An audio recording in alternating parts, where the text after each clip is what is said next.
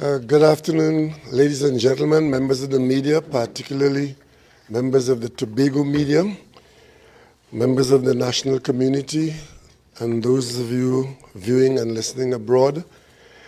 We are greeting you today from sunny Tobago. And we are here in Tobago to report to you, as we spoke to you, I indicated to you that our next face-to-face like this would be on the 20th, which is today, and that we'll do so from Tobago, and here we are. I would like this afternoon to mention that I have with me my colleague, the Chief Secretary for Tobago, Chief Secretary Ansel Dennis. I have also with me on this occasion the Secretary for Health Tobago.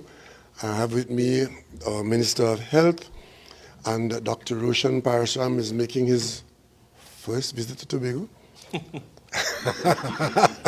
No, Dr. Parashram is here with us today, and I want to particularly warmly welcome Dr. Parashram and his team, and we have Dr. Roxanne Mitchell here with us as well. So we have a full team, and we have a full team of media. So I would give way at this point to Chief Secretary Ansel Dennis, so that Chief Secretary can welcome us to the Tobago venue that we are reporting from today. Chief Secretary Dennis. Thank you very much, Honorable Prime Minister. Firstly, let me take the opportunity to say good afternoon to members of the media and, of course, the listening and viewing public across Trinidad and Tobago. It is a pleasure, of course, to welcome the Prime Minister and his team here to the better half of the Republic of Trinidad and Tobago. And of course, it's a pleasure for us to be here to once again report to the people of Trinidad and Tobago. You know, in Tobago, we are particularly excited and at the same time thankful for the leadership of this country at this time.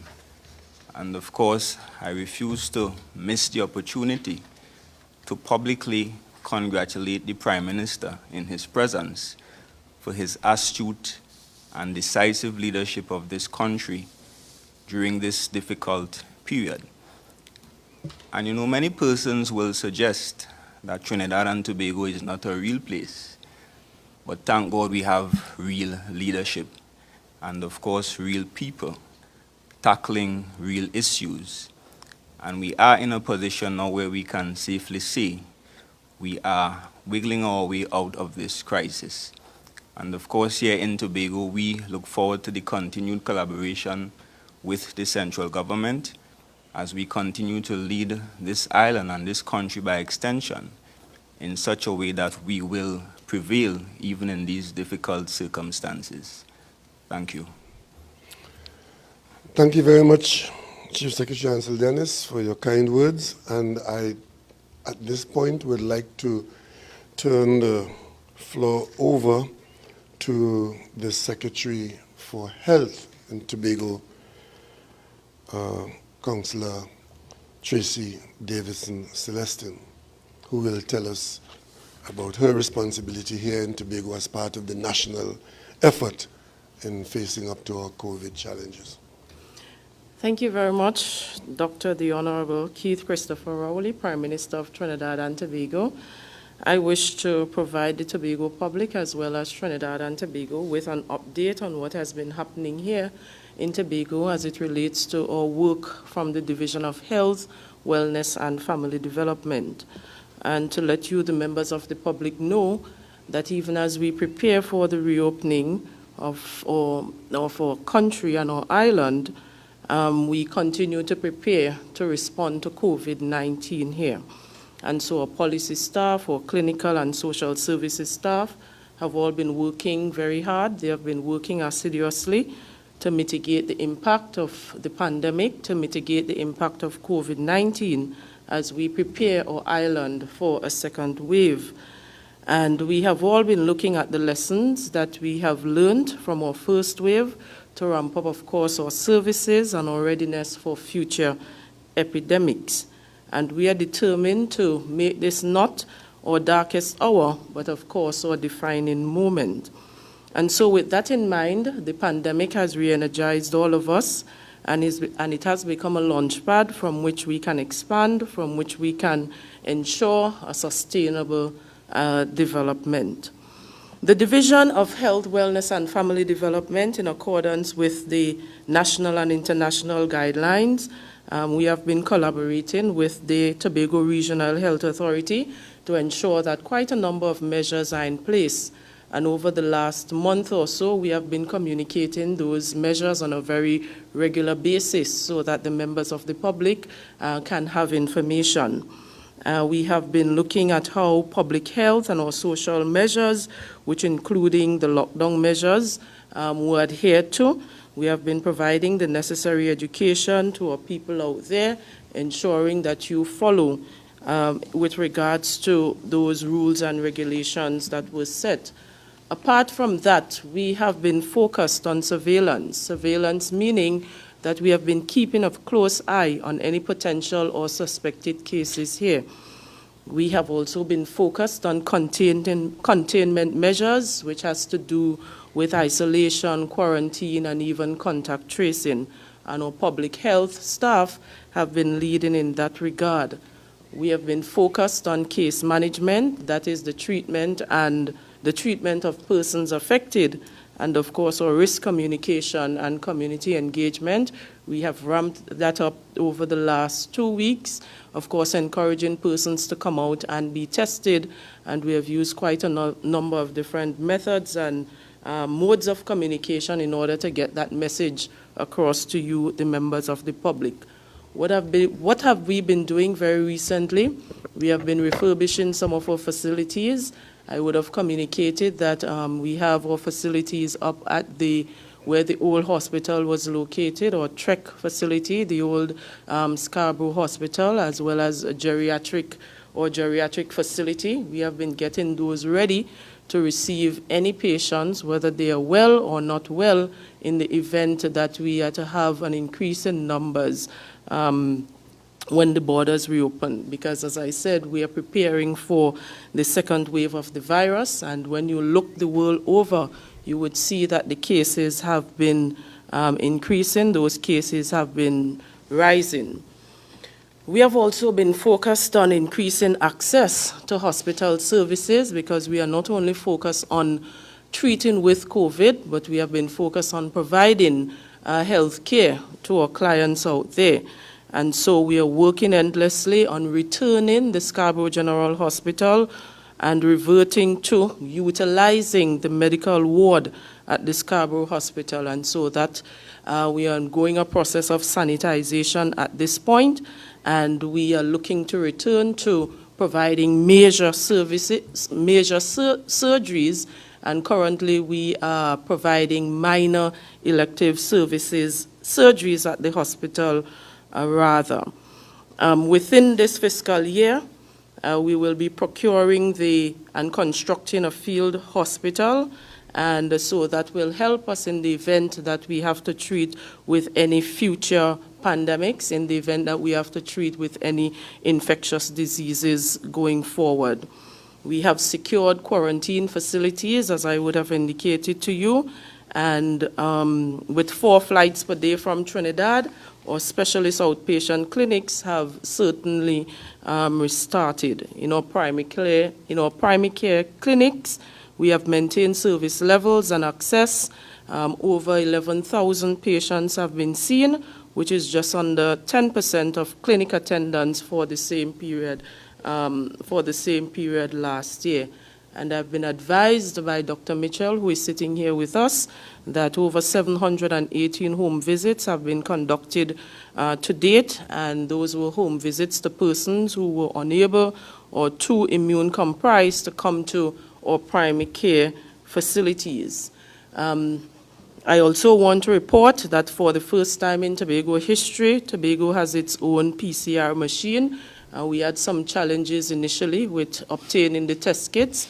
Those test kits have since been received. I think they would have arrived in Tobago on Tuesday or Wednesday, if I'm not mistaken. And we are in the process now of validating the machine so that we can provide testing here for infectious diseases. And we're not only talking about testing for COVID, but we're talking about testing for any viral diseases, infectious diseases, HIV/AIDS, so to speak. And the team at the hospital, as well as our public health staff, have been working assiduously to have this finalized within short order, and it is expected that within a period of 45 minutes we can have results for us to make rapid decisions. Last but by no means least, we had some challenges during the course of the week with the brazen pan at the hospital. That has been fixed. Catering is back to normal, and they have been practicing health and safety standards, and our surveillance testing continues. Luckily, we have no new cases to date, and we are glad that that would not cause a delay in the reopening of the island. And then we have our family development services. They have been ramping up access in terms of providing social support in our communities, providing assistance through the rental assistance grant programs, providing vouchers, providing food cards. And we have been very determined to meet each and every one out there in the communities so that we can provide that level of care and so that we can provide that level of support going forward. Thank you very much, Secretary for Health, Councillor Tracy Davidson-Celestin. And coming to you from the Anne Mitchell Gift Auditorium at the Scarborough Library, Tobago, it is my pleasure to introduce another visitor, the Minister of Health, Mr. Terence Dayal Singh, to give us, the Minister will take us on his normal little short tour and give us the national report on Trinidad and Tobago's numbers with respect to COVID. And Minister, you would lead on the two doctors. And I should say, we do have here with us Dr. Roxanne Mitchell for any question that may be specific to the Tobago issues as alluded to by Councillor Tracy Davidson-Celestin. So we hold that for question time. So we have our Chief Medical Officer and Dr. Roxanne Mitchell. And they will come in at question time after the Minister. Thank you. Thank you very much, Prime Minister. What the Prime Minister did not say, while he said I was a visitor, I'm a frequent visitor. Frequent. Thank you, Prime Minister. Chief Secretary, Ansel Dennis, pleasure to meet you in person. Same thing to Secretary of Health, Wellness and Family Development, Tracy Celestin. We have a very close WhatsApp and telephone conversation, but now we see each other in person. Ladies and gentlemen of the media, the national viewing and listening public, it is also nice to see Elizabeth Williams in person. I only see her on a screen and on TV. So, my report before I hand over to the Chief Medical Officer, I'm very pleased to be here today. The TRHA, the THA, and TEMA has been an integral part of this national response. It's a national response. And this integration has ensured that both islands responded in a world-class manner, absolutely world-class manner. And what the Secretary spoke about also applies in Trinidad because we had a parallel healthcare system going. And that is that normal healthcare delivery was never stopped. That is a massive achievement because many hospitals around the world were crushed under the weight of COVID, and normal hospital services could not happen. Babies couldn't be delivered. Operations could not go on, and people died. In one country, someone died because the ambulance couldn't get access to a hospital after going to 8 hospitals. We were spared that because Trinidad and Tobago instituted this parallel healthcare delivery service. So at these press conferences, I normally give a bit of the global figure. And ladies and gentlemen, it is important to realize that the world recorded its highest one-day record of coronavirus cases just yesterday or day before. This is far from over. The highest one-day record was recorded in the past 48 hours, a full 5 to 6 months into this phase of the pandemic. Globally, there are 8,800,000 847,560 cases. I am sure by the time I hit the Trinidad press conference on Monday, we will be talking about 10 million cases, or pretty close to it.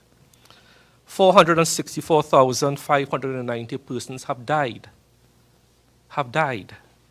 And 54,501 persons are in very serious condition around the world. Serious condition means they are in a tertiary hospital setting, on a ventilator, in a high dependency unit, in a intensive care unit. So those are the highlights of what is going on. Before I come to my short tour, I want to refer to two issues that I raised at Wednesday's press conference in Trinidad. And that is the issue in New Zealand, where two persons who were let go from quarantine for compassionate reasons spawned 320 contacts. The brief I got in the morning said cases. Let me clarify. It's contacts, and they are now trying to distinguish whether those contacts fall under probable and possible cases. But it's a bit of a problem. And that is why we have to be so careful with our quarantine facilities and not allowing people to leave quarantine before time or allowing them to have visitors into the quarantine facilities. I also raised the issue on Wednesday about Beijing, China, which recorded 137 cases. You may remember that. The news coming out of China now that they have what is called sequenced the genetic material, sequenced the genome, is that that is now seen to be a European strain of the coronavirus, not the original strain. Next week, Monday and Wednesday in Trinidad, will have Dr. Erica Wheeler from PAHO and Professor Christine Carrington from UWI tell the national population what does that mean.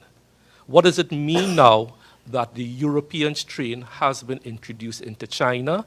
What is the level of concern that we should have in Trinidad and Tobago? And what are the implications for how countries manage their borders moving forward? So that's my very brief report for this morning, and I want to thank you very much for the warm welcome I have received in Tobago. Thank you. Thank you, Minister. Could we ask Dr. Parasram to give us now his numbers for Trinidad and Tobago situation and our progress as we face this challenge? Okay. Good afternoon. Honorable Prime Minister, Chief Secretary, Tobago House of Assembly, Honorable Minister of Health, Secretary for Health, Dr. Mitchell, members of the media, members of the viewing and listening public. The clinical update for June 20th, 2020 is as follows. The number of samples submitted to the Caribbean Public Health Agency, as well as the UWI site for testing, stands at 4,286. Number of unique patient tests completed thus far, 3,732. Number of repeated tests, 554. Number of samples which have tested positive remain at 123. Remembering the last 7 cases we would have been imported. Number of deaths remain at 8. Number of persons discharged thus far at 109. Of the last 6 cases, we would have received their first negative already. So hopefully we'll have those 6 persons being discharged in short time. With regards to the parallel health system, we are now housing a total of 608 persons in quarantine. The remaining persons, taking it up to 615, are being managed throughout the system. So with regards to the UWI daybase site, there are 50 individuals housed there. In the Chancellor Hotel, there are 22 persons. At the Napa site, where we house healthcare workers, there are 12 individuals. At the Home of Football, there are 8 persons. At the Sandy Grande facility, there are 24. The UWI Canada Hall, we have 99 individuals which were repatriated students from Jamaica. In the UWI Freedom Hall, there are 46 individuals repatriated from Barbados, students as well. In the Cape Park Hotel, there are 48 persons. And as you know, on the Enchantment of the Seas, the vessel offshore, there are 295 persons. So, Prime Minister, that's my short update today. Thank you very much, Dr. Parasram, for those numbers. Ladies and gentlemen, it is easy for us in Trinidad and Tobago to begin to be blasé about an experience which some of us might think we had. I would rather say an experience we are having.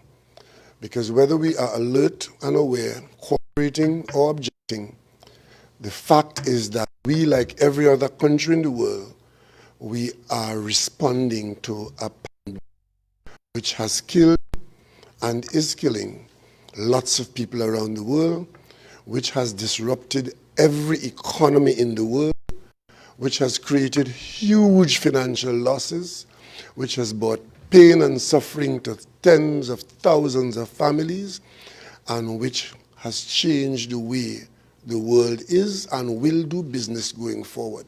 So there's no case to be made that this is a breeze that has blown and we are back to a calm that we've always known. When I met you last time, or before we started to reopen our economy with the tentative steps we took in phase 1, we introduced to you a 6-phase possibility and indicated that we will, numbers permitting, open our economy in steps to make sure that as we do so, what we evaded in the beginning, we don't invite in the end. We are still doing that. We are opening up our economy. The numbers have been good to us. The numbers that Dr. Parasam has given to us today are very much saying to us the same thing it was saying to us in phase 1, phase 2. Basically is that we in Trinidad and Tobago, unlike very many places in the world, we do not have a severe infestation. We are not seeing new confirmations, but we are exposed to the rigors of this virus. It is the actions that we have taken, that we are taking, and that we will continue to take that will preserve that story for all the people of Trinidad and Tobago. Unfortunately, in doing this, some people are affected more than others. But I did say at the very first occasion I addressed the nation on this matter, the actions that we require to take and that we will take, there will be negative consequences. There will be burdens, and those burdens will be shared. But as a people, as a country, as a government, we will do everything possible to make sure that there's sharing of such burdens and that there's protection of all. It remains an assignment of saving lives. And then it becomes an assignment of saving our economy and saving our country. So today, I want to confirm what I said last time, that I'd meet you on the 20th, and we look towards what we are going to do on the 22nd, which is next Monday, numbers permitting. I tell you, numbers are permitting. So we will continue to open up our economy and our country as follows. Way back in phase 1, you remember we shut down restaurants and we did not allow restaurants to operate. Then a bit later on, we allowed them to operate, but no in-house dining and so on. Today, all establishments are restricted to the following hours daily, closing at 10 p.m. And those are restaurants, which will be allowed in-house dining, and bars would be allowed to be open. Cinemas and theaters, casinos and members clubs can open and operate their business. Later on in this program, Dr. Parashram will speak to you on the specific conditions that are going to be required. So as we open back for business, we are maintaining certain conditions for that opening. But suffice it to say at this minute that such businesses are to reopen. But reopening, in the context of what I said before, that we are still exposed to infections in the pandemic, and therefore, while we are open, we'll be required to do certain things. There will be a full reopening of all malls, including food courts within the malls. So the malls come back to normal business, more or less. again, subject to the conditions that Dr. Parasam would mention a bit later on. I am listening for the loud cheer to this one, that beaches and rivers will be open from Monday. Amusement parks and the zoos will be open. And of course, anxiously awaited, team sports can begin, gyms will be opened, but where team sports are allowed, there's to be no congregation within venues. For example, you won't have spectators at the venue organized for the event, but the players can play. And of course, the gyms would be open in the context of what Dr. Parasam would say later on as to how close you get. Educational institutions will be allowed to reopen for the purposes of examinations and all other preparatory work. In short, everything to do with education except children going out or students going out and being tutored at the venue. But everything else would be allowed to be done, like who's going in to prepare for exams, to do whatever you do. The only thing that is forbidden is students coming back out at this particular time. The full reopening of schools and educational institutions, preschools and daycare will remain. The preschool and so daycare centers will remain closed until September, and this particular issue will be under the guidance and further commentary from the Ministry of Education. But as of today, those preschools, daycare centers would remain, and the horizon we're looking at for them is September. Also, the last time we spoke, we did take steps to bring the public service back into operation to service the public. The last time we spoke about a 50% coming back to today, I can tell you, we expect, it is now authorized that from Monday, the full public service functionality would be expected to be out. The public service comes back out to work with optimization of flexi time, work from home, virtual meetings, and these facets of the public service would fall under the direct control and management of permanent secretaries, who would fall under the control and guidance of the permanent secretary to the Prime Minister, who is head of the public service, who will determine how these operations are done. But let it be said from today, come Monday, if you are a public servant, you are expected to be back out to work when I don't want to use the word normal, back out to work under the new conditions that are going to be out there. Also, public transport, including the inter-island transport, will return to full service. The regulations as it relates to congregation in a public space will now move from 10 persons to 25 persons. So you see, one time we were 5, then we went to 10. Today we are saying the groups that you can have is 25 persons. And Dr. Parasam will tell you, even if as we allow that, 25 persons, not one on top of the other. Social distancing is required in that group of 25. The regulations,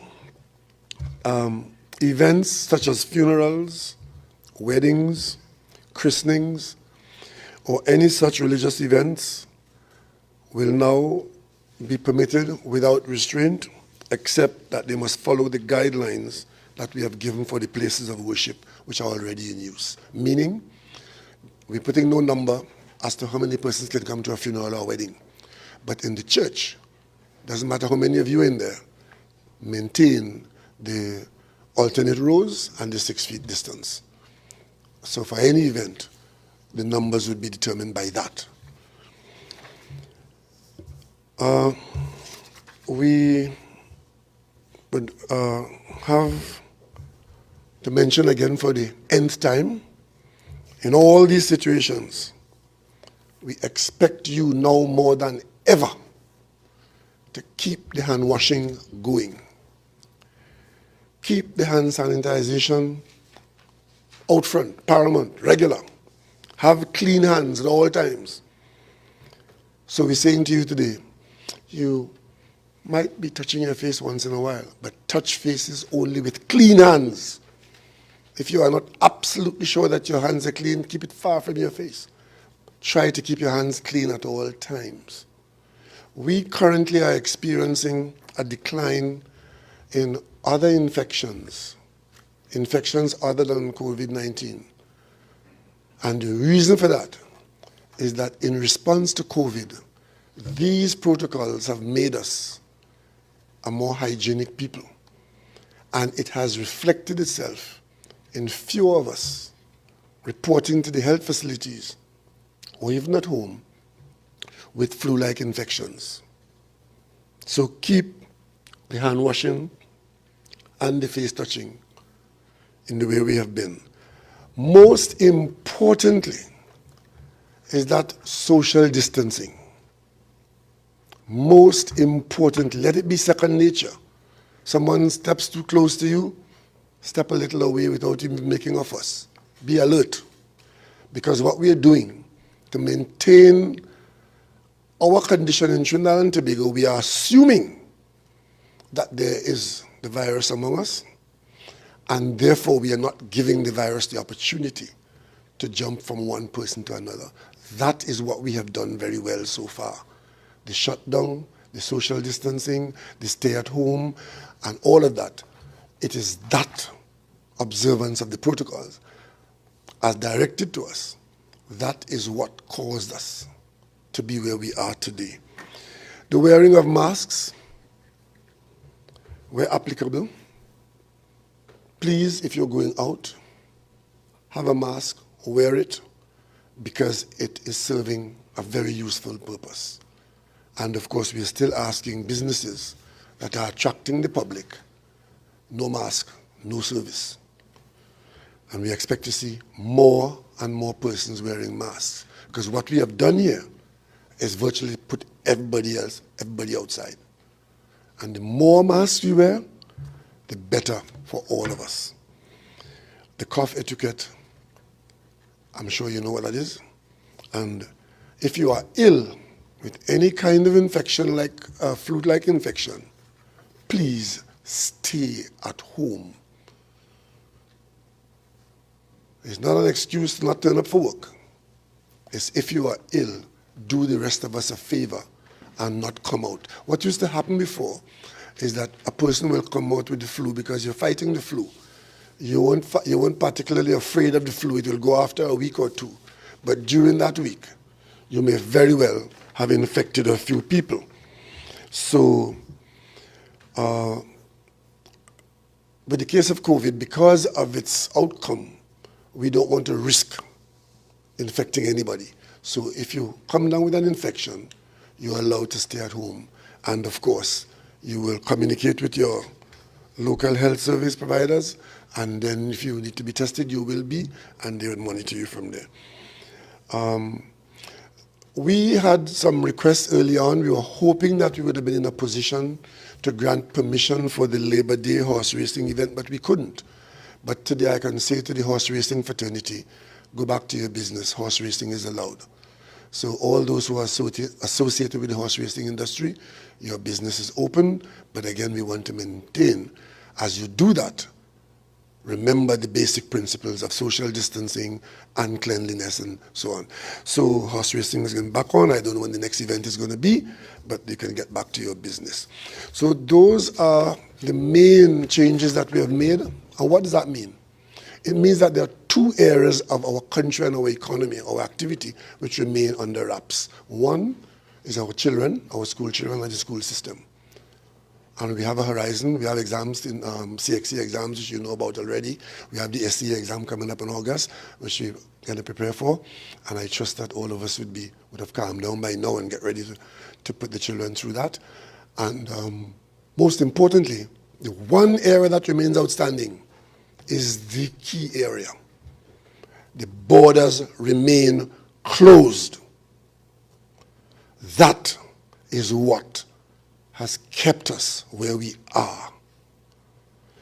The borders of Trinidad and Tobago remain closed, and we will keep them closed as long as there is a health requirement. This morning, very early, in fact, as I woke up this morning and I turned on the television, the first person I saw this morning on television was the Director General of the WHO. And he was saying something which I find to be still quite disturbing. He was saying to the world from his office at the World Health Organization, today the 20th of June, he was saying to the world that the world is in a very dangerous place now with respect to COVID-19. And I want the people of Trinidad and Tobago to take that advice coming from that office, that the world of which we are a part is now a very dangerous place. And if you don't believe him, just look south of us and see the ravages in South America, which for quite a while in the early part of the COVID experience, South America was coming across as one of the clean and quiet areas. Today, 6 months later, South America, Brazil and its neighbors, with huge spread into the neighboring countries, as close to us as Suriname, are under the gun. We have 7 miles across from us is Venezuela.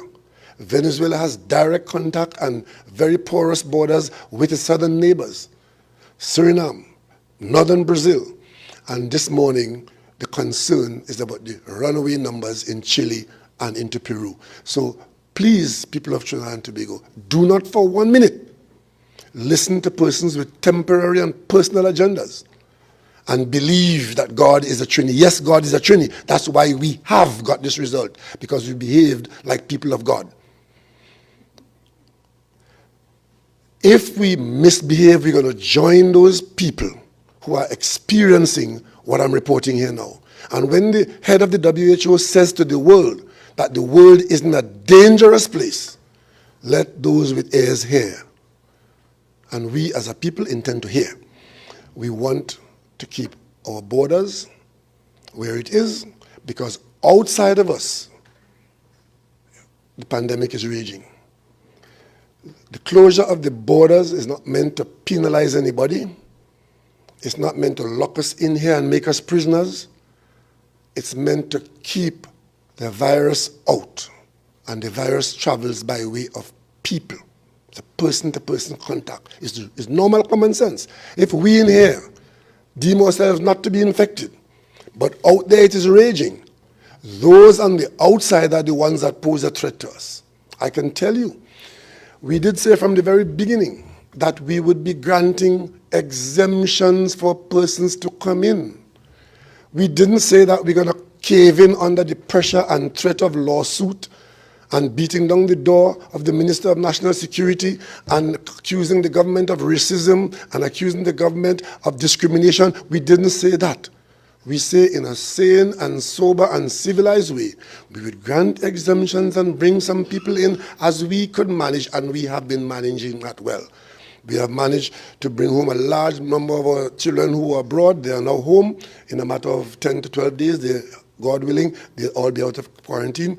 We brought a number of persons home, many of them with very personal challenges. I can tell you as Prime Minister, in daily and probably hourly contact with the Minister of National Security and my colleague, the Minister of Health, we have a lot of citizens who are outside who would love to come home. And the one reason why they love to come home now is because of where we are now. If we mishandle the importation of people, and we get a huge infection level, I guarantee you, many of those persons may not be so keen to come home. We are giving priority to persons who are regularly domiciled in Trinidad and Tobago and who would have gone out for temporary reasons, either to work or for medical attention or whatever. Those temporaries we are bringing back home. We're not bringing back people who just suddenly decide that Trinidad and Tobago is the place to be and I want to go there because I have a passport. They are not the number one priority. We are bringing home those for whom Trinidad and Tobago is their normal, regular home, and then especially those who have special reasons to come home. And as we do that, we have to keep our eye, not by how many people outside, but how much the health system can manage. That is the key. We can bring everybody home in one day if the airline can do that for us. And then it overwhelms the health system, and everything we have done before would come to naught. On the other hand, if we bring them home in the way that we're going, it's not as fast as we would like, because we have to keep our eye on the ability of our health system to manage any potential explosion. Some persons look at the number of rooms we have in the health system. It's not a straight case of arithmetic, where the number of rooms mean number of people. The rooms are in different categories. We have to keep the hospital rooms empty even though we have no sick ones. Because in the event that there are sick people, where do they go? To the hospital. And then we can't put people on quarantine who have displayed no symptoms into an environment of the hospital. The hospital is not a quarantine place, it's for treatment. And then the quarantine places also have different categories. Persons who are yet to display symptoms and may not. Persons who have displayed symptoms and were mixed with people who have not. So the rooms, the service that's available in the parallel healthcare system are different categories for different categories of people. That is what makes the system work. So we'll be doing that. And also you will be hearing that some of our neighbors are opening their borders because they believe that it's okay for them to open their borders to international travel. While we are part of the CARICOM system and would love to do everything with CARICOM, in this matter of our health, there are some decisions that are going to be CARICOM, and there are decisions that are going to be Trinidad and Tobago, because we are not in the same position across the CARICOM. Different people have different things to do. We are constantly in contact with CARICOM. As a matter of fact, in the last few weeks, I have sat into 3 or 4 heads of government meeting, because what COVID has done, it has allowed heads of government of CARICOM to meet frequently. Before, to have a heads of government meeting, you had to get dressed up, go to the airport, travel overnight, spend 2 days. Now we simply call for a meeting and sit wherever you are. I've had 2 of those meetings here in Tobago, right? And they tend to last even longer than when you are abroad. So we've been meeting, we're talking all the time. We have constant contact between Jamaica. I'm in contact with my colleagues in Jamaica, in Barbados, and St. Lucia. We're all talking all the time and trying to make decisions.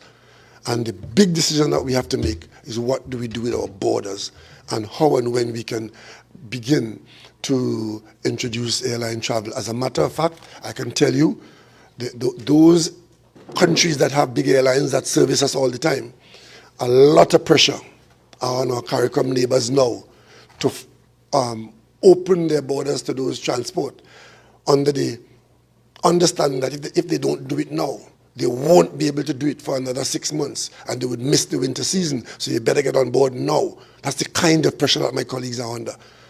And I don't know that that is the best way to be having to deal with it, but the airlines are making that offer. If you want to get in on the winter transport, if things get better, you may find that you have no transport if your system gets better. So if you want to get in on the winter transport, book now and get involved now with the open borders. But small countries are always under pressure, as you all know. We are a small country in this world.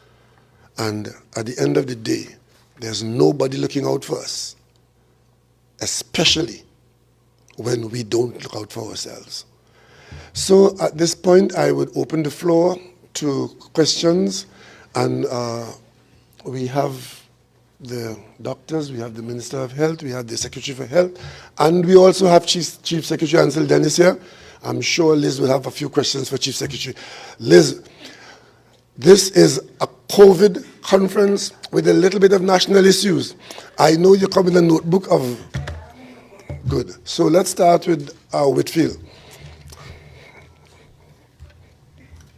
And that is not nepotism, eh?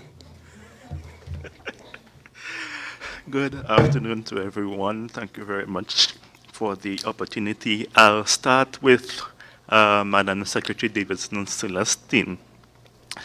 There are reports about with respect to port health workers, many of them would have retired or close to retiring. And given the situation now with COVID, they are even more important than we normally would think of them as. So the question is, there were also recommendations as to filling those vacancies, but that has not yet taken place. Can you shed some light on that in terms of what is going on, what's the kickback, and how soon those vacancies can be filled? Thank you very much for the question, but the report has not come to me yet. And so now that you have brought it up, I will have a discussion with the administrator in the division to see exactly what is happening with regards to port-held workers. Okay. And with respect to the Tobago hotline, I don't know if yourself or maybe Dr. Mitchell might be able to say how the hotline is working now in terms of numbers. Have we seen a drop in the number of calls, those sort of things? All right, thank you, Mr. Turner. With regard to the COVID-19 hotline that was established in March, on March 27th, we have to date received 118 calls, 116 of which were directly related to possible suspect cases, and the remainder of the numbers with regard to information only. The last call received on the hotline would have been on May 23rd, and we have not received any other calls on the hotline thus. Okay. Back to you, Madam Secretary. The ongoing issue with the incinerator at the hospital, where are we right now with that? With regard to the incinerator at the Scarborough General Hospital, we stopped incineration about a month ago. We are doing incineration only at the Scarborough Regional Hospital, which will be the old facility. We are also in the process of transferring the incinerator from the new facility back to the old facility. With regard to the air testing, we are still conducting our review with regard to that. Once the reports are back, we will then host the necessary meetings with the community. We have investigated those persons who would have complained, who would have had complaints, medical complaints. They were down to 4 households. They have since been examined and have been treated accordingly. So just for clarity, is it that there will be no more incinerating? We are not incinerating at present, sir, and we are moving that incinerator down, and we are looking at commissioning the microwave incinerator at the new facility, which does not have any emissions. Okay. With respect to the COVID positive patients going forward, if we should have any, are we still looking at sending them down to Trinidad, or will we be taking care of them in Tobago? All right. Over the past few weeks, we have attempted to move the management of cases away from the hospital setting and also to prevent the transfer of persons to Trinidad unless it's absolutely necessary. And in that regard, we have operationalized the TREC unit, which is up at the old hospital, the Scarborough Regional Hospital, the facility that was once the old psychiatry area. We have 7 beds for immediate occupation if necessary, and we are currently constructing or reconstructing the geriatric unit to accommodate another 9 or so beds. Okay. So in light of that, is there any plans to deal with the rehabilitation of persons since that space is now being used for a different purpose? Rehabilitation, can you explain, please? The old psyche ward that was converted to a rehab center, and it's now being used for COVID. Right. We are in the process of finding a new location for them as well, yes. Okay. PM, I think these questions might be for you. These questions? you had a ball. Have one question and we'll come back to you later, right? So have one question to me and then the other members of the media will have, and then we'll come back to your other questions, right? Okay. Now that everyone is going back to work, in offices where the numbers are such that physical distancing would not be permitted, what is the advice for such situations? That is why I said that there would be the whole question. Early on we did say that some people can rotate. If that develops as a serious issue, permanent secretaries will be required to make the necessary decision so that the workers can allow the protocols to be observed. And those permanent secretaries would be guided under the head of the public service where those decisions are to be made. So if we do have situations where the physical distancing cannot be obtained for whatever reason or any other observation, and you require adjustments, the level of the permanent secretary and the head of the public service, they are free to make decisions to ensure that there's compliance. But this is not an avenue for skedaddling. Good afternoon, Gail Good Thomas, afternoon. Radio Tambourine. This question is for Dr. Rowley or the Chief Medical Officer. Dr. Rowley, you said Wait, that... wait. The same question can be for me and the chief medical officer. The judge, sir. So anything to do with pain and suffering, the Dr. Parasam will deal with that. Okay, it's for Dr. Parasram. Right. Right, Tell me. because Dr. Rowley said that beaches and rivers would reopen, yes? So could you give guidelines as to how many persons are allowed at the beach and other Okay. rules? Sure. So let me just start with what we have in terms of guidelines. So I think I omitted the community testing, and people have been asking. So in terms of total community testing, there are 1,721 tests done so far. In Tobago, there are 190. With regards to guidelines published, and they're available on the Ministry of Health's website, we have the following: restaurants and bars, gyms, guidelines for places of worship, as you know, guidelines for business places, large and small. We also have guidelines published as it relates to cinemas and theaters, as well as we have had interaction with casinos and private members club in viewed their guideline and found it to be sufficient. With regards to beaches and rivers, it is a particular, Prime Minister had spoken about the number 25. So we expect that any congregation will stick to 25 in a public space, which includes beaches and rivers.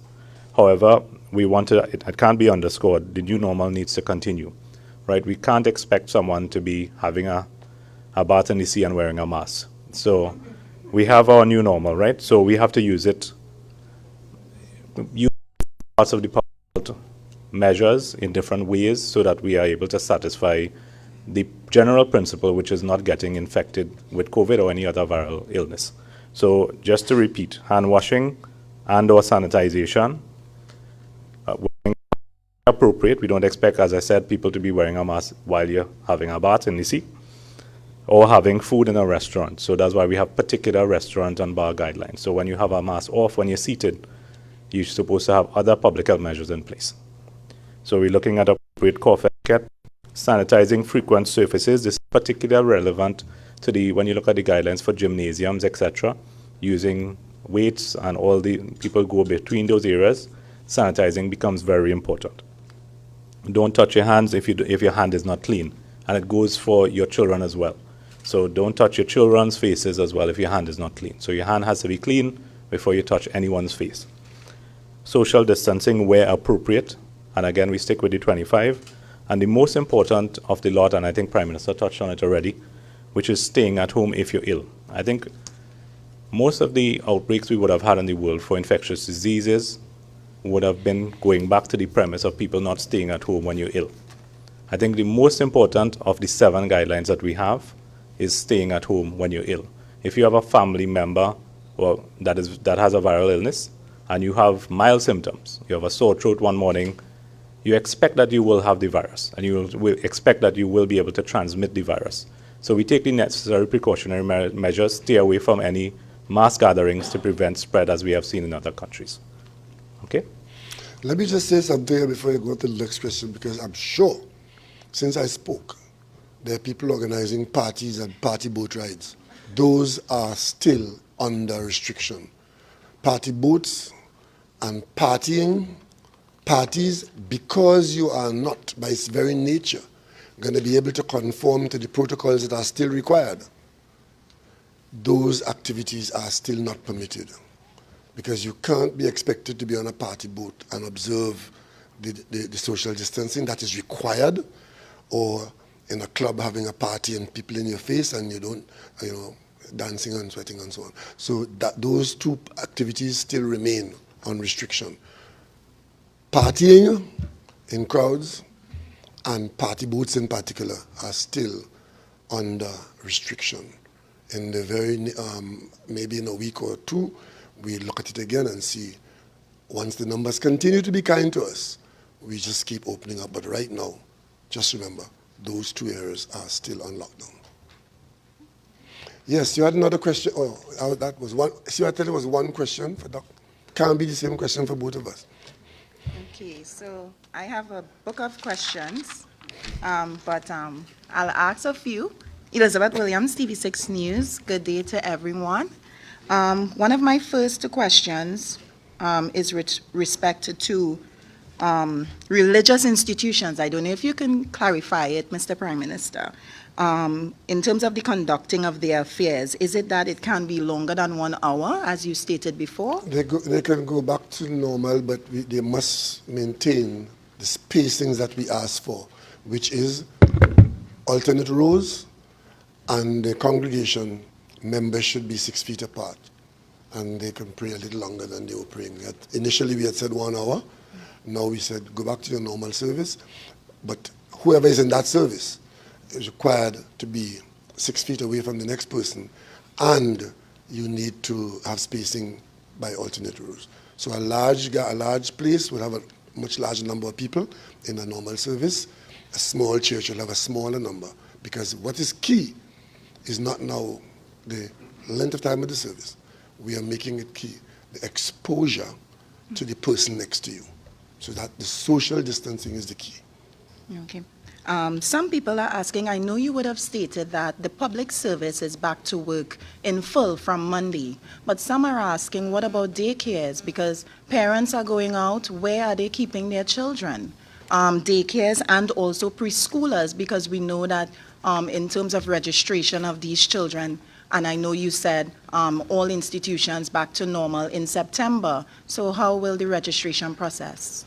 Well, we think that a certain level of ingenuity and cooperation is required and would be, because when you bear in mind that preschools and daycares may not have been available in the period between July and September anyway, and some arrangements were made there. We do know that some people would be inconvenienced, but what we are asking that appropriate arrangements be made, and we expect that at the level of the public service management, genuine cases can be accommodated. Right? And that's what we anticipate. But what I want to emphasize here, these conditions that we are laying down for those people of this country who are responsible are serious conditions. And management of the public service must take a dim view of persons who attempt to use these operations for general skylarking and not turning up to work. If there's a genuine reason, it must be known to your managers, and then they would assist or cooperate with you. We put everything in place, that flexi time, alternate days if they're available and if it's thought to be useful, and whatever the permanent secretaries think might be useful in the short term, we allow those things. But just saying that I'm not going to cooperate and therefore get an extra free week, that is going to be frowned on. Okay, and what about, and as you said that, what about holiday camps? You know, the July-August vacation. For children, I think, Doc, answer that for me, please. I think the answer is that we're not encouraging that just yet. It's like a school. So I think it falls into the category where we speak about all children in general, so that category deals with children. The exception, as we said, is for persons sitting examinations before September. Those are the exceptions to the rule. And the reason being that it's almost impossible to keep children observing the social distancing. By their very nature, children are gregarious. When they congregate, they'll touch one another, they hug one another, they laugh into one another's faces. So we don't want to have that part at this time and have some of the children infected. Let's try and go a little longer and protect the children a bit more. Okay, I will just ask, because I told you I have a whole page of questions, but I will just ask 2 more questions before I have my seat. And one of them is supermarket owners are asking, is it that 6 p.m. or can they go back to normal also in terms of closing hours? The closing hours we're using now It's 10 p.m. for a business. So what used to be 6 p.m. we had brought to 8 p.m., right? Supermarket was at 6 p.m., and so I guess they normally close at 8, so they can go to the 8 o'clock closure. And of course, the cinemas and casinos and so, they will go to it at 10 p.m. Okay, one of my final questions before I get to return again is directed to you, Mr. Prime Minister. Are you disappointed in terms of the grants issue? Are you disappointed? Because I know a number of Tobagonians are complaining that they are still yet to get these grants. Some have been evicted. Where is my salary grant? And also, Mr. Prime Minister, I think you should know, someone would have contacted me and would have informed me that in terms of small business owners, they would have applied and went into an office in Tobago and were told that they will have to go to Trinidad to receive their check. What is your view on this? I couldn't answer to specifics, but what I can tell you, I was in Tobago a couple of weeks ago and I went to Channel 5 and I was confronted with the same issue with the host telling me that nobody in Tobago has got a grant. Turns out that almost 4,000 people in Tobago had got grants. I am sure that there are people who expect grants who are not getting it and not getting it fast enough. That I'm sure about. But what I'm also sure about is that the people who are getting grants are not saying anything. Right? Because in Tobago, a population of 65,000, the numbers were called out on that station, and I can tell you that Minister Robinson Regis has a program scheduled for Channel 5 one day this week, where she will give you a full update. And I know that those grants are being serviced in Tobago. So any man who leaving to go to Trinidad to get his grant is somebody to watch. Right? Because Tobago is very integral in the process. And I must say though, I'm not trying to give the impression that the grant system has worked well as we would have wanted it. But the main reason why the grants have not been going out faster is because we have to screen people. There are persons, many persons, who are trying to access the grant when they don't qualify and accessing more than one or more than once. And therefore, if we are going to be responsible with public money, you have to determine that the person getting it is the person who qualified and the person who should get it. And that slows the process down. So every time a smart man or a smart woman comes into the system, what the effect of that is to slow down the grant, because we just couldn't hand a check to anybody who say, I want one. There's a system, and the system is slowed by having to screen people. But Prime Minister, if I can add to what you have just said, based on the information we have received from the Ministry of Finance, 80% of Tobagonians who have applied have since received the grants. We are processing rental grants from the Division of Health, Wellness and Family Development as well. We had initially received 200 applications. Those were processed. We are paying the 3 months at the same time. We have since retrieved those applications from the Ministry of Social Development for rental grants in particular, and the verification is almost complete. We are verifying, we are doing random verification, and we are also verifying persons by phone as well. Most of those who would have applied for food vouchers, food support, within the division have received, because it's a relatively quick procedure. We have even looked for persons who were in reforestation program, and we have issued them with vouchers and that kind of thing. So quite a lot of persons have been receiving support, not only from the ministry, but from the Division of Health, Wellness and Family Development. And we would have put out information if there are any challenges. Come to the division. There is Miss Susanna Davidson, if I can remember the name clearly. She has been dedicated to treating with any outstanding issues at all level. Question to Dr. Rowley, Corey Connolly, Newsday. Dr. Rowley, given what you just outlined with the salary relief grants and the other social relief initiatives, did the government have any mechanism in place to gauge the success of these various initiatives? Well, you must remember that social support, there is a Ministry of Social Support and Family Services. And there was an ongoing relief program for people who looked to that Ministry for support. What the COVID virus challenge did was to make a huge demand and with immediacy. So the public service did not really have a structure, an infrastructure to move from hundreds to tens of thousands. But we did embark upon doing that, and we have done reasonably well in treating these tens of thousands of persons between February, March, and now. But there are still some areas in the system which I keep hearing about the rental grant. I think that is the one that is probably most open to abuse. That's why it is so slow.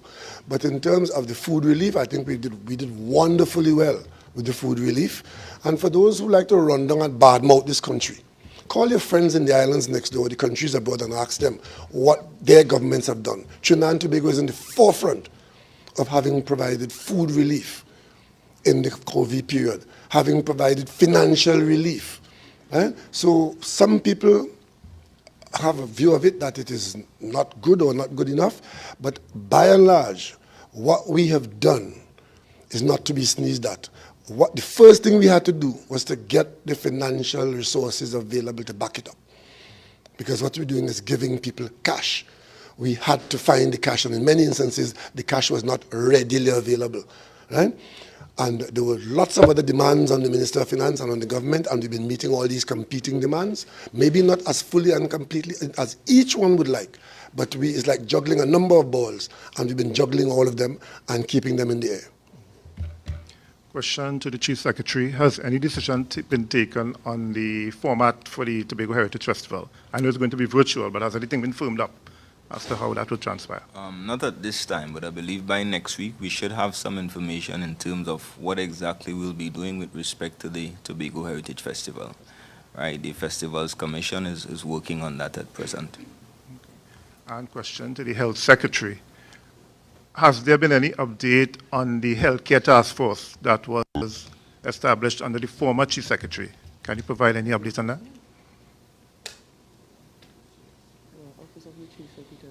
Right, that task force was under the Office of the Chief Secretary, and they are continuing their work at this time.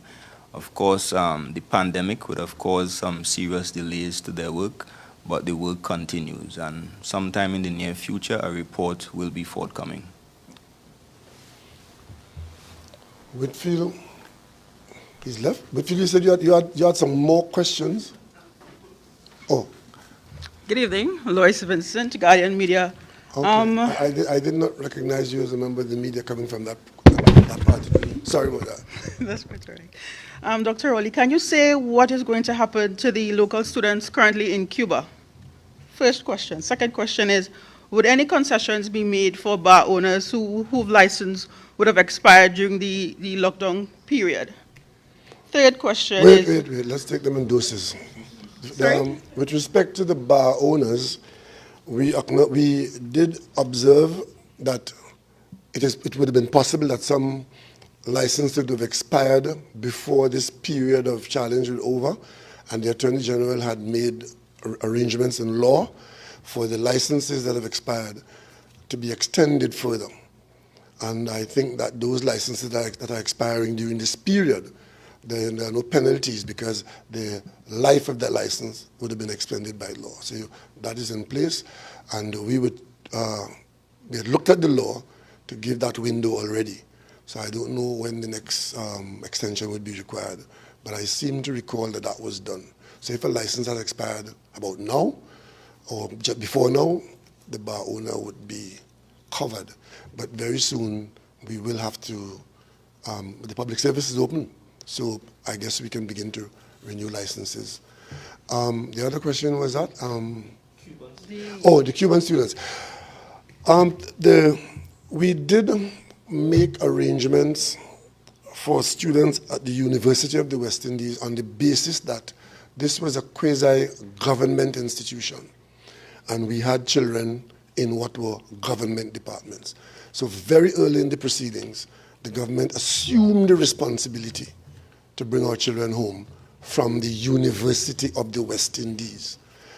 Now, I understand that there are some students, some of them are in Grenada at a university which is not government-owned, and another one, and they're still in Cuba. The students from Cuba have a slightly different difficulty in that they, on application for exemption, there's no air transport between us and Cuba. So even if you grant them the exemption now, question is how do they use it? And that is why they have not been put on the priority list, because there's no connection to bring them home. But we are looking at that, and at the first opportunity, I spoke to the Minister of National Security midnight or thereabouts, and this is the matter we discussed. What we're aiming to do now, having brought this large batch of people in, and they're in quarantine now, we are seeking to look around the region and try to bring in from the region persons who are in that situation once there is an opportunity for them to make the travel home. When will the lights be turned on at the public recreation grounds? The lights be turned on at the public recreation grounds. Me? Well, you're in charge. That's for him. As Prime Minister, I know nothing about lights and public recreation ground. That is local and very local. So Yeah, maybe my colleague here can probably help us with that. The question came but from of Trinidad, course- actually. In Trinidad? The question came from Trinidad? Yes. To ask me about Yes. which recreation ground, the one in Glencoe? I'm the MP for Diego Martin West. Well, maybe And you if can the respond to if that one. Maybe you can tell us about that one. Well, that is the matter for the Diego Martin Regional Corporation, and I do not have that information at this point in time. But now that we are opening up for sport, I expect that the lights would be turned on in that context. So, can I go ahead? Yes, please. So we're looking at post-COVID recovery. Yes. Are you concerned? What concerns you most about Tobago's recovery? One. And two, do you think, it's related to the first question, do you think you would need to inject more cash into Tobago? It's not cash. It's a spirit. You know, in Trinidad, as we were called upon to treat with the COVID challenges, one of those challenges was to make sure people have food and that there was nobody in the lockdown at home starving. And the government moved with great alacrity to get food to people. And we introduced in the food support system not just the food card, where they can go to Hilo and buy imported stuff and so on. We introduced the distribution of fresh fruit, fresh food and vegetables, a box worth $250. And persons were given that box and a voucher that they can go to the grocery for $250. Those boxes of fresh food supplied by NAMDEFCO were among the better issues that the government dealt with. But you know what disappointed me here in Tobago? That you couldn't do that here. Because there was no food being produced in Tobago to put in any box for anybody here. And if we had to do it in Tobago, the food had to come from Trinidad. And that is what disappoints me. Tobagonians have to get back to producing food. And if COVID does nothing to Tobagonians and make us produce more food on this island, all's well that ends well. Well, maybe you can liaise with Mr. Dennis, because he can tell you a little bit more about that. And last question for When you meet the THA people in conferences like this, talk to them about Tobago producing food. When you meet Tobagonians, you meet Tobagonians in Tobago, waiting for cucumber from Trinidad, right? And carrots from Trinidad, and cassava from Trinidad, and plantain from Trinidad. When you all meet here like Tobagonians, you all discuss that. Tobago has some of the best soils in the country and is not producing any food. So when COVID comes, we are more exposed than anybody else in the country. So what we're working on in the post-COVID period, as you mentioned, is to fix that. And we are actively engaged in that. The Chief Secretary and I have been talking about that, and we've gone beyond talk. We got some plans and programs. And in fact, I don't want to tell tales out of school, but you will be seeing changes. Final question for now. Sorry. I think early on some action has already been taken. I think people across Tobago and Trinidad and Tobago is seeing really a new drive towards food production. I am on my feet as Chief Secretary. The Secretary of Agriculture is also working assiduously with this new energy and vibrance, ensuring that we get out there, meet the farmers, find out what their challenges are, and from the THA's end, ensuring that we adjust and put the necessary infrastructure and support mechanisms in place so that we can, in fact, produce more food. So the work is ongoing and it continues. All right. Final question for now, Dr. Rowley. I know that we are now looking towards local tourism, domestic tourism. Will any consideration be given to maybe doing away with the Caribbean Airlines $50 change fee? to encourage domestic tourism? Well, you must remember why that change fee was put in place. It wasn't to encourage or to discourage tourism. It was to discourage abuse of the booking system. Because we have to understand that we just can't have an infinite number of seats because we have a limited number of planes. What was happening is that people, for their own personal convenience, were booking ad lib and at will, not using it, and causing other persons who wanted those seats to be either discouraged or disadvantaged. So that booking fee was in relation to how the booking system was used. If it can be said that the system is being used better and therefore there's no need for it, well, then that's the argument. If, on the other hand, the reason why it was put there is still there, then I can see it continuing. Was there another question? That was the only part of the question, right? Okay, good. Thanks. Good afternoon, Prime Minister. Next, Vo 91.9. And I want to keep with Caribbean Airlines in particular. Some people have been asking about the opportunity for Caribbean Airlines to start to travel, to take people out of Trinidad who may have to go for various cases. Is there any intention to start economic activity for Caribbean Airlines on a regional or international scale? Well, we are maintaining Caribbean Airlines at great expense to the taxpayer in readiness for its utilization at the earliest opportunity. So today I can't give you a direct answer to that except to say that Caribbean Airlines, looking at the outside world, would be operational at the first opportunity it gets, because it's costing us money now to keep Caribbean Airlines where it is, maintained and not working. The reason why it is not going outside is because of the level of risk involved or the unacceptable economics of just going in one direction with the planes.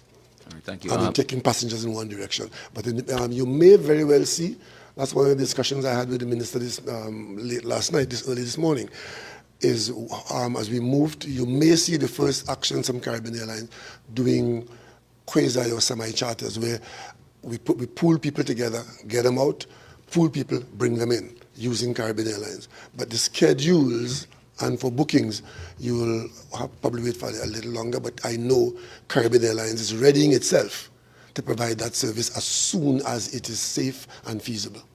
All right, and Minister Dialsing, I know while Tobago is an excellent place for vacation, we can't allow you to... I thought you all forgot me. No, yeah. Just I wondered if either you or maybe Dr. Parashman, depending, could you speak to the geriatric homes and people visiting geriatric homes Yes. and taking care of the elderly in Yeah. this moving forward? Yeah, so we instituted under the direction of Dr. Rohit Doon a very comprehensive program to manage those institutions, because when you look globally, in a couple of countries, the main source of fatalities is coming from old people's homes and long-stay homes. We work very closely with Ms. Carolyn Ruiz, who is the president of that group. We have supported them with policy. We have supported them with PPE, sanitizers, and today, to the best of my knowledge, and the CMO could confirm, we have had no adverse reports of anything from our long-stay homes, and that is to be celebrated. Absolutely celebrated, and we continue to work with them. All right, and just this question to the... Keep talking to the minister and the head table for a minute, please. Sure, no problem. Secretary Davidson Celestine and probably Chief Secretary, I have gotten some questions from persons still about the ICU unit being present and being used to facilitate COVID patients or even being used, in the COVID response. And people have expressed concern that it is attached to the general hospital and it should be parallel. I don't know if we could speak to that to add some comfort on a national level or Tobago level as to what is happening with our making the parallel system separate and apart from Scarborough General Hospital. Well, as I would have responded earlier, indicated earlier in my press briefing, I indicated that we are working to move any suspected patients up to our old hospital facility.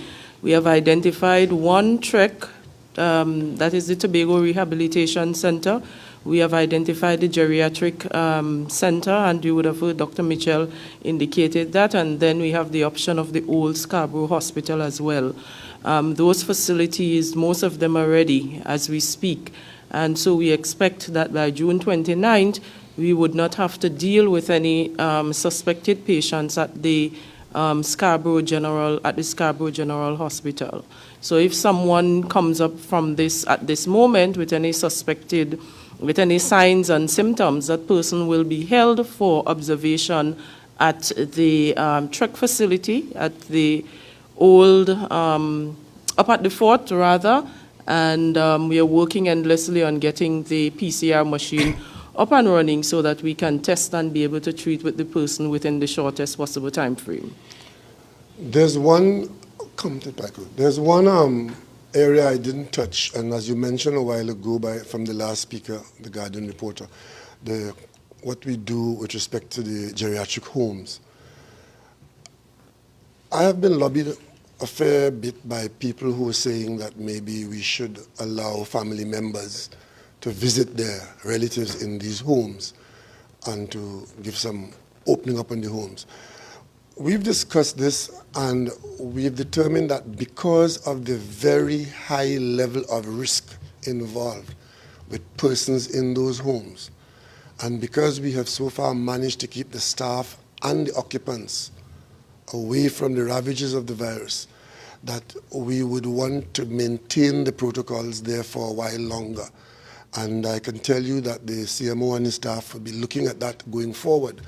And if there's any opportunity to relax those protocols, that will come in the not too distant future. But we are not adjusting those protocols today. Yes. Gail Thomas from Radio Tambourine. Forgive me if you spoke about this before, in case I missed it. Are hotels and guest houses open to receive guests? Yeah. Yes, they are open. As a matter of fact, yeah.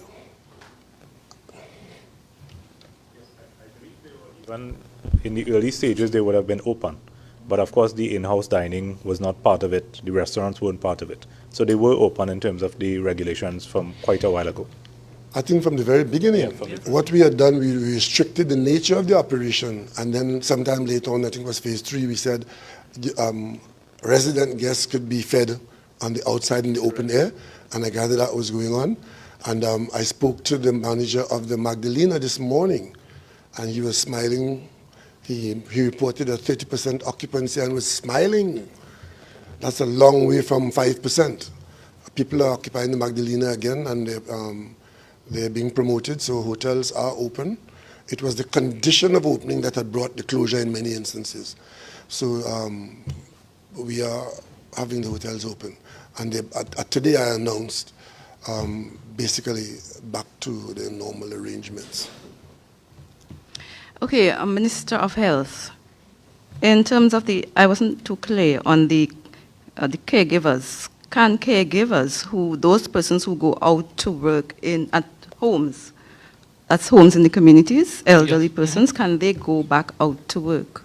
Well, there was never a ban on them going to work. What we asked the owners and operators of the homes to do was to make sure they were properly sanitized, that they had masks, and most importantly, to do temperature checks for fevers and so on, to make sure that if anybody had a fever, a sore throat, did not get inside the facility.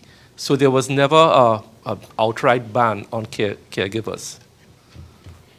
Right. In terms of, this is a question from somebody from Trinidad. Sure. In terms of shift workers, now that restaurants and so on are going to be, and casinos and so on are going to be open until 10 p.m., the workers are concerned as to how they will get home, as they say the maxi taxis and so on do not work late due to persons have to wear masks now, and so the taxis don't work late because of that. So they're wondering how they're going to get home. A good question, but I'll tell you what. We expect that people will find their way home. Because I know that there's some people saying that they're scared of approaching someone with a mask in the night.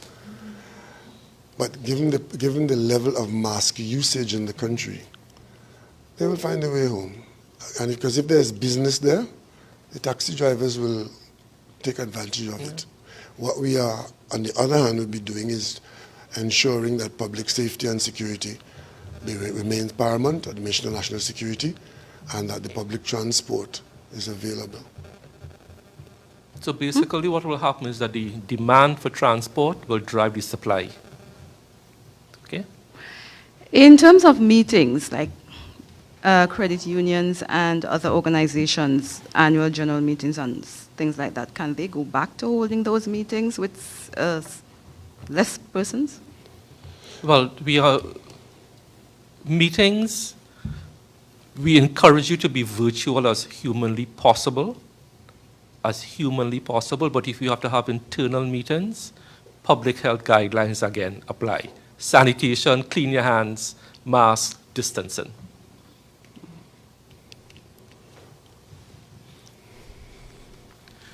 Just to go back on one of the issues that Gail raised with respect to transport, is it that public transport, maxi taxis, buses, and so forth, that remains at 75%?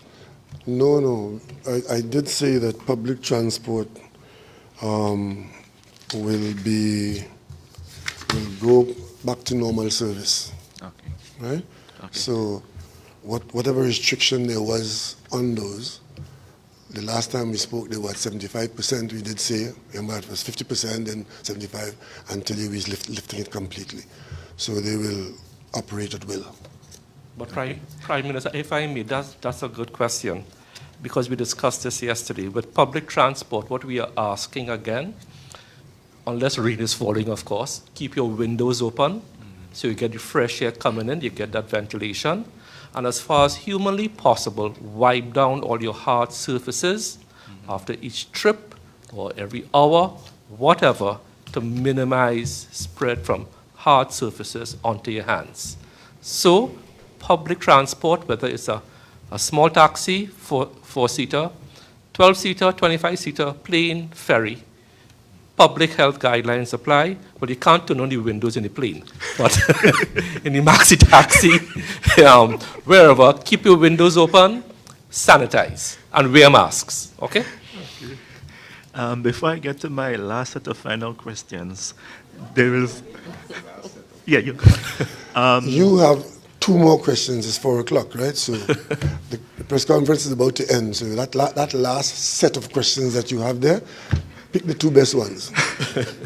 Okay, what we are seeing as an emerging trend now, I don't know if it's happening in Trinidad, but here in Tobago, we are seeing persons having their sinks outside, they have running water, they have paper towels, but they're watering down the soap. They're doing what? Watering down the soap. So they're putting water in the soap bottles to stretch the soap, and it's becoming more and more prevalent. So I don't know if you want to... that is not a real complaint. I don't think that is widespread. Within the last few days, if 1 or 2 people do that, they might have a good reason for doing it. But as long as the soap remains effective, water in soap doesn't make the soap less effective. Only you might need some more soap. Okay. But tell the people who do that they might be using more soap by doing that. Okay. With respect to the CARICOM issue, in a couple of weeks there is a scheduled meeting of CARICOM heads. Really? In early July, that's when there's usually... Or the intersessional, yeah. Yeah, the intersessional. Yeah. Right. So you're ahead of me on that. We're supposed to have a meeting in St. Vincent, huh? All right. Yeah. Well, is it that would take place as planned, or there are going to be some changes to the format and so forth? I don't have an answer for you for that at the moment, because as I was coming here to Tobago, I saw a document come in, a saving gram, but I did not read the whole volume. If it's not in there, I can say I don't know just yet. But up until when I came here on Friday, that decision was not known. So I don't know if the meeting would be in person or virtual in St. Vincent, because the Prime Minister of Barbados is giving way to the Prime Minister of St. Vincent, who will become the next head of CARICOM. right, so I'm back again. I would not be long, but I'm back. This question is for Mr. Minister Dialsing, sorry. In terms of psychiatric nursing students, they are wondering how soon will they be employed? They said that a number of them are home, but they are not being called to work. Students? Some have been Yeah. called, yes, Mhm. students. I wouldn't have an answer for you off the top of my head, and I prefer not to make up one. Okay. But it's something I will look into. All right. Okay. This question is for Dr. Rowley. Mr. Azad, Jeffrey Azad, he's a businessman, a Tobago businessman, and he is still in the United States hoping to come home. And I know that the borders remain closed, but he also asked for an exemption through the National Security Minister, but he said he's not getting an answer. He is willing to charter a flight with a number of other people to come to Tobago. I don't know what you can tell him. I can't tell him anything. That I'm not prepared to discuss individual requests in that way. What I do know is that the Minister of National Security has dealt with this matter and has granted Mr. Azar an exemption. And I would rather not say more about it at this time. No problem. What about community pools? Some are asking, can the YMCA in Tobago, can community pools reopen? Doc, you want to answer that? Because as far as I'm aware, we didn't specifically prevent them from but I think the doctors can give you an answer to that. It's a sporting activities to some extent, and we had gone ahead and said, okay, for sports. Of course, we have to use the guidelines. Specifically in the changing rooms, it's very important to have the smallest number of people in the changing rooms at any one given point of time. That's the most critical area where we have people congregating. In the wider areas, of course, avoid close contact even while you're within the pool setting. Okay. You guys remember, swimming pools are heavily chlorinated, eh? So the water itself is not a problem. So it is the usage and it comes back to congregation and the personal hygiene and the personal contact. Okay. My final question, this one is for the Health Secretary. I know there was an incident involving a Venezuelan national in Roxborough at the Roxborough Hospital site, and he was later hospitalized after falling some 20 to 34 feet from a scaffolding. Have you looked into the matter in terms of investigating it to know if any OSH requirements or OSH guidelines were adhered to, and has an investigation been launched? No. I think I should, as minister responsible, I should take that. That's my portfolio. Yeah. It's not the Ministry of Health. The hospital that's being built in Roxborough is not yet with the Ministry of Health. It is being built for the THA by UDCOT. And I think as minister responsible for UDCOT, as Minister of Planning and Development, because I'm sure you didn't know that, I hold a portfolio of planning and development and UDCOT. So that would be an issue for UDCOT. And if there's an accident on site, the normal protocols will apply. I have not heard of what you just mentioned, but I have every reason to believe that the normal protocols would have applied. Thank you. Hi, thank you. Vern again, 91.9. Quickly, just to get some clarification. Before you go, we have 5 minutes more. And Yeah, I just think one quick that one. would have been a full 2 hours. Have we had the full 2 hours yet? No, not Because yet. we plan to have... You still have 30 minutes for 2 hours. How much? 30 minutes for 2 hours. If we head into 2 hours, 30 more minutes. Yeah, okay, take your 5 minutes. Thank you. All right, so just quickly, just clarification on the beaches, especially in Tobago, activities at beaches, kayaking, reef boat operations, etc. All back to normal. All back to normal. But those who are doing it, remember your personal responsibilities. And if it's a group activity, the group should not be larger than 25. And I just want to add as well that the Division of Tourism is also releasing very soon specific protocols for that sector in terms of the roof boats, how they're going to operate, jet ski operators, all those persons in terms of how they operate within the specific guidelines. And of course, those protocols will be guided by the overall health guidelines. Dr. Rowley, the THA budget is Monday. I'm wondering whether the central government and the THA are in discussions on any post-COVID recovery initiative outside of agriculture. Yes, answer is yes. The THA and the central government, we are constantly in discussions at all levels. Prime Minister to Chief Secretary, secretaries to ministers, and the post-COVID activities. Tobago is central, and we are in fact preparing for Trinidad and Tobago. Just one more, Dr. Rowley. That's the last one, right? Any announcement on the election? Yeah. I want to make the announcement now. There will be an election. Thank you all very much for coming, and thank you all from Tobago. You've been with us throughout, and thank you for the job you've done. And I want to, from the Ann Mitchell Gift Auditorium here in Tobago, to extend my personal thanks to the healthcare givers who took us through this and are taking us through this. And on behalf of my colleagues in the Tobago House of Assembly, I want to extend a particular welcome and thanks to Dr. Roshan Parasam, who's with us today, and his staff, who have made this country proud, and we expect that they will continue so to do. Thank you very much for what you've done and what you're doing, and please extend from Tobago the welcome from Tobagonians for all health staff in Trinidad. Tobago is open for business. Thank you all very much.